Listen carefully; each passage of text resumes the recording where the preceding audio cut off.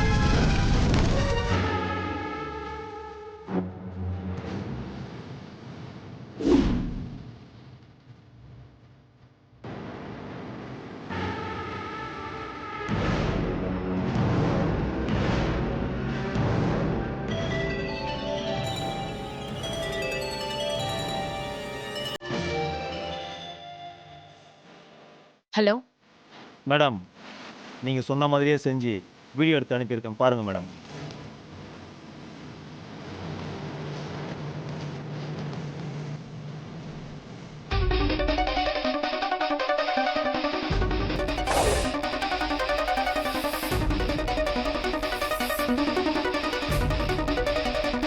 தீபா, உன்னை எப்பவும் சந்தோஷமா இருக்கவே விட மாட்டேன்.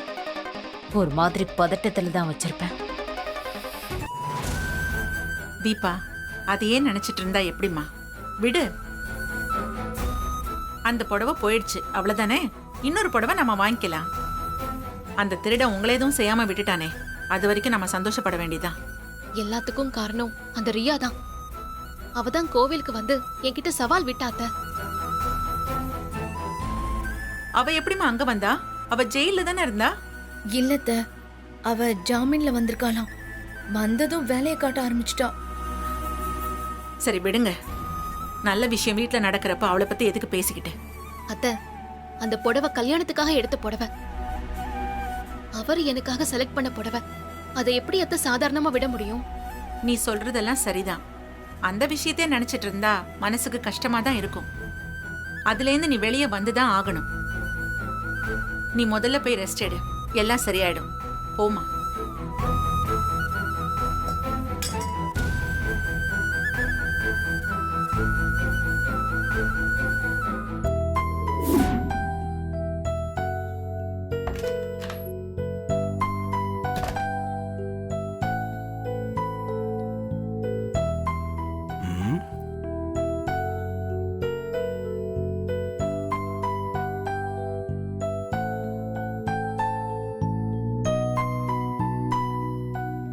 ஹலோ, என்னங்க பயங்கரமான யோசனையில இருக்கீங்க? ஏங்க, நீங்க போன் மூலமா செலக்ட் பண்ண அந்த பச்சை புடவை எடுத்துக்கிட்டு நானும் மைதிலி அண்ணியும் கோயிலுக்கு போயிருந்தோம். அங்க ஒரு ரவுடி அந்த புடவை எடுத்துக்கிட்டு புடுங்கிட்டு போயிட்டாங்க. நீங்க ஆசையா செலக்ட் பண்ண அந்த புடவையை நான் கல்யாணத்துக்கு கட்டிக்கலான்னு ரொம்ப சந்தோஷமா இருந்தேன். ஆனா இப்ப அது காணாம போச்சுங்க. ரவுடிங்க இப்பெல்லாம் புடவை இல்லாம பிடிங்கிட்டு போறாங்க. இவனை யார் அமைச்சான்னு தெரியலையே. சரி விடுங்க, உங்களுக்கு தான் பச்சை புடவை பிடிக்காதுல, அப்புறம் என்ன? ஆனா அது உங்களுக்கு பிடிச்ச புடவையாச்சே, அதான் என் மனசுக்கு ரொம்ப கஷ்டமா இருக்கு. சரி விடுங்க, உங்களுக்கு ப்ளூ கலர் புடவை தானே பிடிக்கும்? ஆமா, அது உங்களுக்கு தெரியுமா? தெரியுங்க. அப்புறம் ஏங்க ப்ளூ கலர் saree செலக்ட் பண்ணாம கிரீன் கலர் saree செலக்ட் பண்ணீங்க? அது வேற ஒன்றும் இல்லைங்க.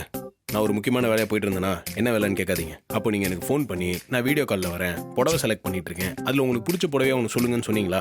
அது என்னை வெறுப்பேற்றுற மாதிரி இருந்துச்சு. நானும் பதிலுக்கு உங்களை வெறுப்பேற்றுறதுக்காக உங்களுக்கு பிடிக்காத கலரை சொல்லிட்டேன். ம், அழுதுறாதீங்க, கொஞ்சம் இருங்க வரேன்.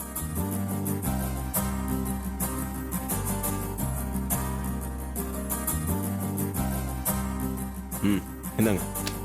என்னங்க இது? வெடிகுண்டு திறந்து பாருங்க.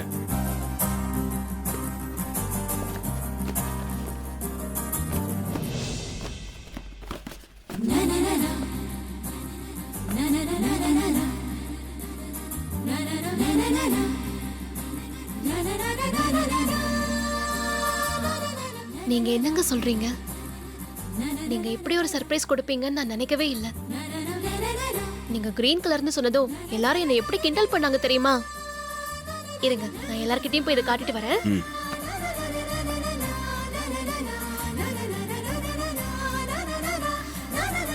மீனாட்சி அக்கா, அண்ணி, அத்தை, அத்தை கொஞ்சம் வாங்களேன். மீனாட்சி அக்கா, என்னம்மா, எதுக்கு எல்லாரையும் கூப்பிடுற?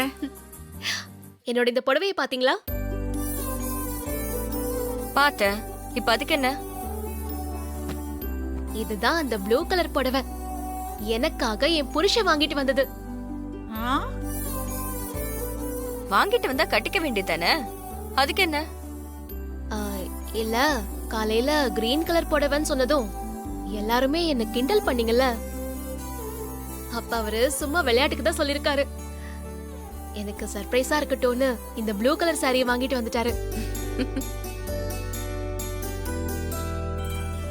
இப்ப புரிஞ்சுக்கிட்டீங்களா எனக்கு என்ன கலர் பிடிக்கும்னு அவர் தெரிஞ்சு வச்சிருக்காருன்னு? ஆமா தீபா, நாங்க தப்பா தான் நினைச்சுக்கிட்டோம். அவரு டக்கோட்டேட்டாருன்னு தப்பா தான் சொன்னோம். செஞ்சுரி இல்ல, டபுள் செஞ்சுரி அடிச்சிட்டாரு. காலையில நான் கூட என்னடா கார்த்தி தீபாவை புரிஞ்சுக்காம இருக்கானேன்னு கொஞ்சம் வருத்தப்பட்டேன். ஆனா என் பையன் அப்படிலாம் இல்லைன்னு நிரூபிச்சிட்டான். இப்பதாம்மா எனக்கு சந்தோஷமா இருக்கு. தீபா, நீங்க ஒருத்தருக்கு ஒருத்தர் நல்லா புரிஞ்சு வச்சிருக்கீங்க. இது இப்படியே என்னைக்கும் இருக்கணும்.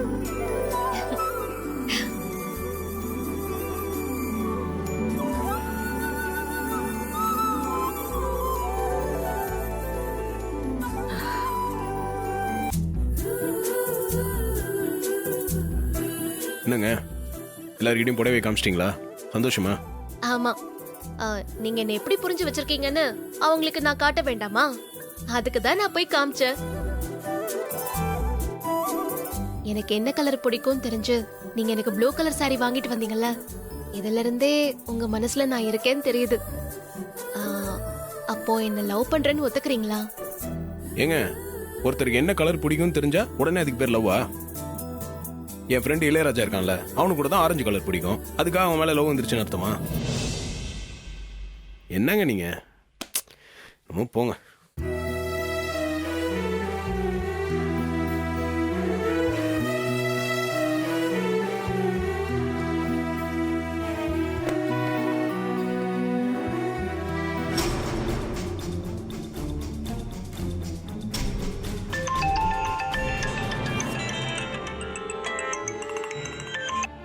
ஹலோ. ஹலோ தீபா, இப்பதான் ஐஸ்வர்யா எனக்கு ஃபோன் பண்ணி கார்த்தி ஆசையா செலக்ட் பண்ணி கொடுத்த புடவைய கோயிலுக்கு எடுத்துட்டு போனப்ப யாரோ அதை பறிச்சுட்டு ஓடி போயிட்டாங்களாமே, கேள்விப்பட்டேன். ஆமா அம்மோ, அப்ப கொஞ்சம் வருத்தமா தான் இருந்துச்சு. ஆனா இப்ப அதை விட சந்தோஷமான விஷயம் நடந்திருக்கு. சந்தோஷமான விஷயமா? என்னது?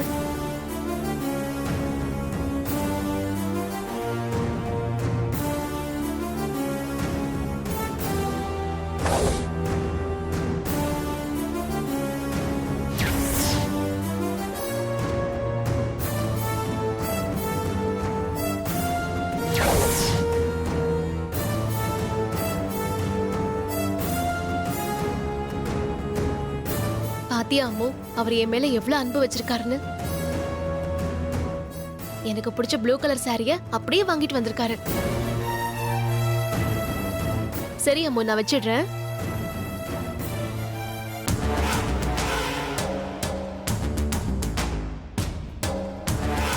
ச்சே, நாம ஒரு கணக்கு போட்டா அங்க வேற ஒன்னால நடக்குது. சீக்கிரமே இதுக்கெல்லாம் ஒரு ஃபுல் ஸ்டாப் வைக்கணும்.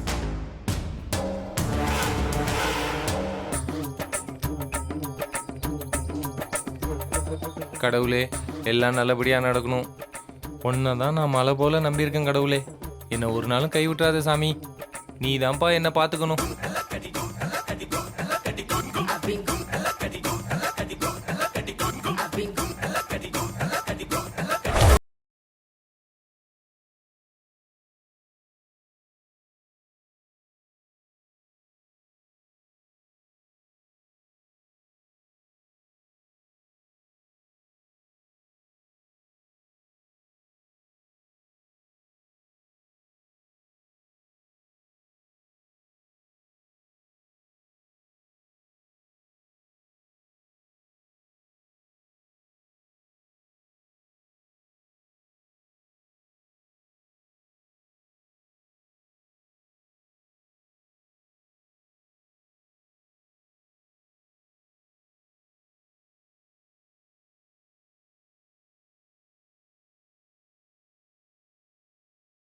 வா ரம்மி, உனக்காக தான் வெயிட் பண்ணிட்டு இருக்கேன்.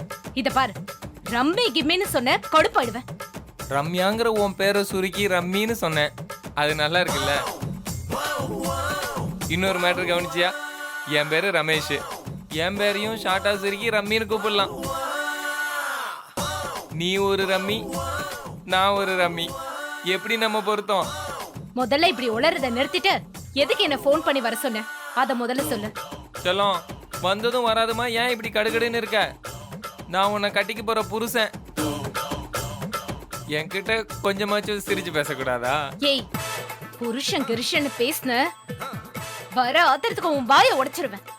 ரம்மின்னு சொன்னாலும் கோவப்படுற, புருஷன்னு சொன்னாலும் கோவப்படுற. என்ன செல்லம் இது? நான் உன்னை எப்படி செல்லமா கூப்பிடுறது? நீயே சொல்லு. ஏய், உன் லூஸ் தனமான பேச்ச கேட்கறதுக்கு நான் இங்க வரல. எதுக்கு வர சொன்னியோ அத முதல்ல சொல்லு. நான் கிளம்பணும். அது ஒன்றும் இல்லை.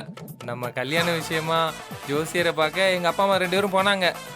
அவர் ஜாதகத்தை பார்த்துட்டு ராகு அந்த கட்டத்துக்கு போயிட்டாரு, கேது எதையும் கேட்க மாட்டேங்கிறாருன்னு கதையெல்லாம் சொல்லியிருக்கிறாரு.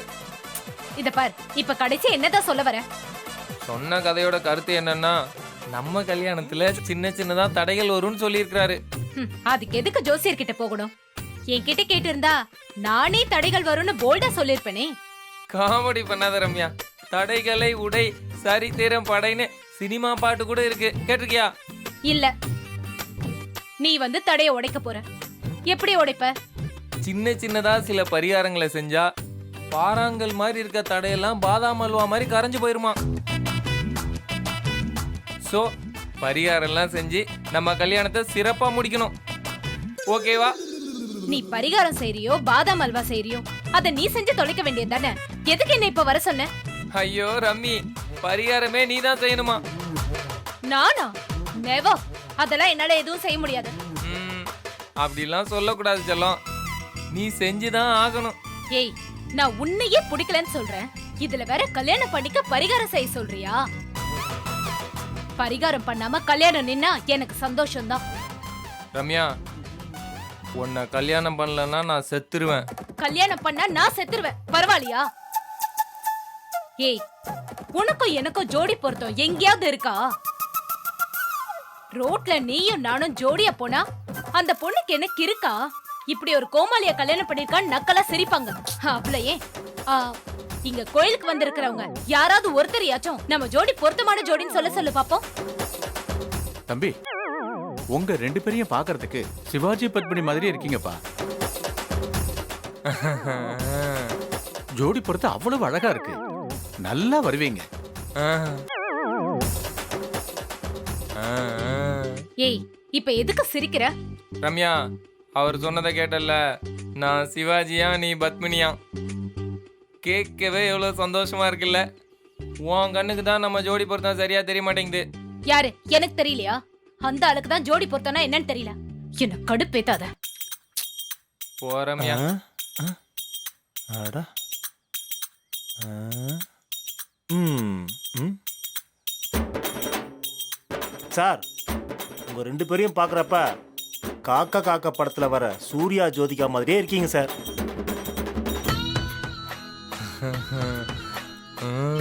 இந்த மாதிரி எல்லாம் ஜோடி பொறுத்து அமையிறது ரொம்ப கஷ்டம் சார்.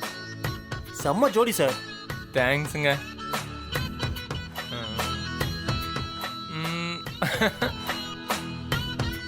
பாத்தியா, நான் சூர்யா மாதிரி கம்பீரமா இருக்கேன்னு அவருக்கே தெரியுது. யாரு நீ? சூர்யா? அந்த ஆளுக்கு கொஞ்சம் கண்ணு தெரியலன்னு நினைக்கிறேன். இல்ல ரம்மி, அவரோட பார்வை ஒரு கலைஞனோட பார்வை மாதிரில தெரிஞ்சது. மண்ணாங்கட்டி.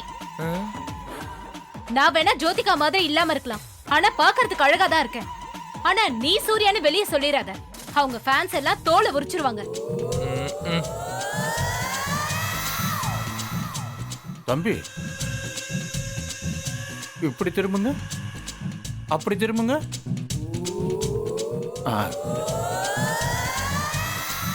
உங்க 2 பேரையும் பார்த்தா அமர்கலம் படத்துல வர அஜித் ஷாலினி மாதிரியே இருக்கீங்க. ஜோடி சூப்பரா இருக்கு. செம ஜோடி, வாழ்த்துக்கள்.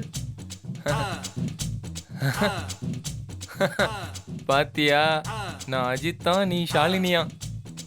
எப்படி நம்ம ஜோடி பொருத்தம்? ரொம்ப கேவலமா இருக்கு. சரி, அதை விடு. ஜோசியர் ஒன்ன அங்க பிரதட்சணமும் கையில தீச்சட்டி எடுக்கணும்னு சொல்லியிருக்கிறாரு. அந்த பரிகாரத்தை செய்யலாமா? ஏண்டா நீனு முட்டாளா? நான் தான் பரிகாரம் எதுவும் செய்ய முடியாது, எனக்கு கல்யாணத்துல விருப்பம் இல்லைன்னு சொல்லிட்டு இருக்கேன். திரும்ப பரிகாரம் பண்ணவான்னு கூப்பிட்டா என்ன அர்த்தம்? இந்த கல்யாணம் நடக்கவே நடக்காது. ஐயோ, நானும் பரிகாரம் பண்ண மாட்டேன். ஆளை விடு. ரம்யா,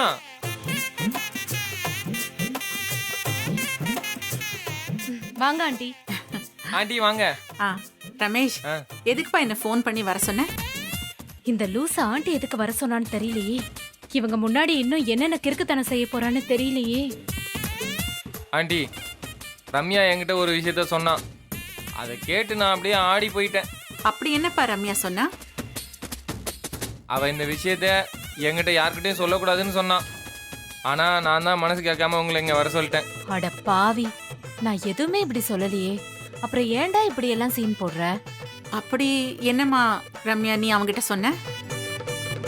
ஆண்டி, அவ தான் யார்கிட்டயும் சொல்லிடக்கூடாதுன்னு என்கிட்ட சொன்னான்னு நான் சொல்றேன்ல, அப்புறம் அவகிட்டயே போய் கேக்குறீங்க. இருங்க, நானே சொல்றேன். சரி சொல்லு தம்பி.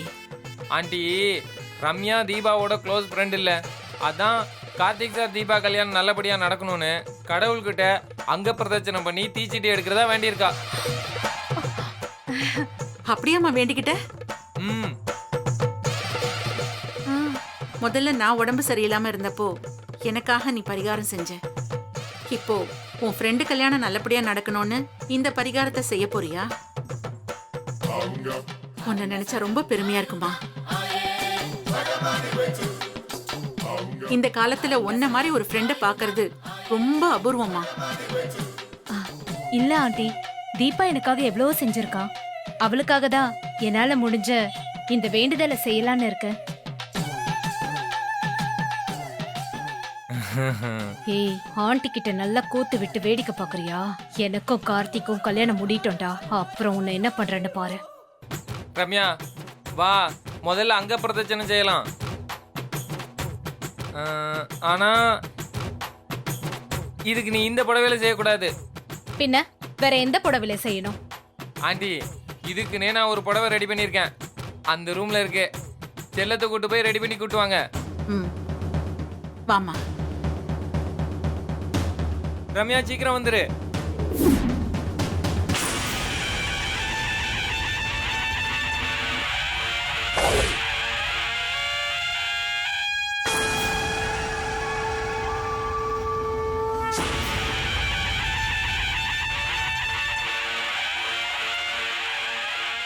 ரம்மி, உன்னை இந்த புடவையில பார்க்கும்போது அப்படியே அம்மன் சிலையை தரிசிச்ச மாதிரி இருக்குது. என்ன, அங்க பிரதட்சணம் ஆரம்பிக்கலாமா? நல்ல உருளணும் ரம்மி, அப்படின்னாதான் வேண்டுதல் பலிக்கும். வேணும்னா ரைமிங்கானா சுத்துதே சுத்துதே பூமின்னு பாட்டு பாடட்டுமா? நான் வேணா அப்படியே உருட்டி விடவா?